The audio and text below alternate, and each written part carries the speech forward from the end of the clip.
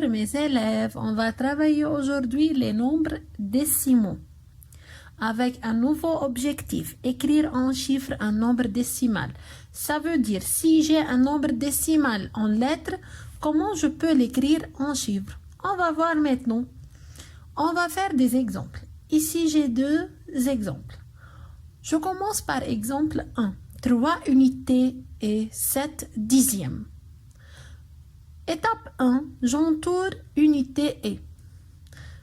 Comme on a fait avant, unité et, ça veut dire la virgule. Donc, je mets à la place unité et la virgule. Avant unité et, j'ai toujours la partie entière. Qu'est-ce qu'on a? On a 3. Tout simplement, j'écris avant la virgule 3 dans la partie entière. Maintenant, la partie décimale. Après unité et, ça veut dire après la virgule, j'ai 7 dixièmes. Regardez mes chers élèves, 7 dixièmes. Dixième, ça veut dire quoi? Ça veut dire 10, ça veut dire un seul zéro. Donc, combien de chiffres après la virgule j'ai ici, puisque c'est dixième? J'ai ici un seul chiffre. Donc, je mets un seul tiré après la virgule.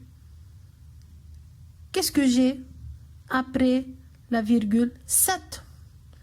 Je mets 7 après la virgule seulement, car c'est seulement un seul chiffre après la virgule. Donc, 3 unités et 7 dixièmes égale à 3,7. Maintenant, exemple 2. 13 unités et 4 centièmes. Même étape, mes élèves. J'entoure unité et je mets à la place d'unité et la virgule. Maintenant, partie entière. Avant la virgule, avant unité et, qu'est-ce que j'ai? 13. C'est très facile. J'écris tout simplement 13 avant la virgule. Maintenant, regardez mes élèves. J'ai 4 centièmes. 4 centièmes. Centième. Qu'est-ce que ça veut dire centième? 100, 2 zéros. Donc, combien de chiffres après la virgule? 2 chiffres. Combien de chiffres après la virgule? 2 chiffres. Maintenant, je mets 2 tirés. 4 centièmes.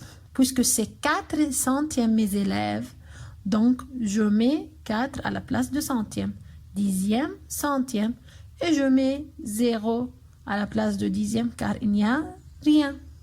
Donc 13 unités et 4 centièmes, ça veut dire 13,04. Maintenant, mes élèves, encore un autre exemple. J'ai ici 9 dixièmes. Ah, il n'y a pas unité et. Donc, qu'est-ce que ça veut dire, mes élèves? Seulement 9 dixièmes. Oui, dixième, ça veut dire il y a un seul chiffre après la virgule.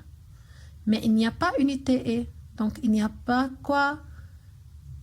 Je n'ai pas partie entière ici.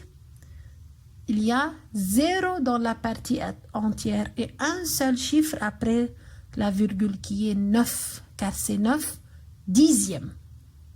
Donc, c'est 0,9. Puisque c'est 9 dixièmes, donc c'est 9 dans la classe des dixièmes après la virgule. Maintenant, 25 centièmes. Encore, il n'y a pas unité et. Tout de suite 25 centièmes, donc 25 après la virgule, 2 chiffres, 2 tirés. J'écris 0,25 car il n'y a pas partie entière. Et merci pour vous, mes élèves.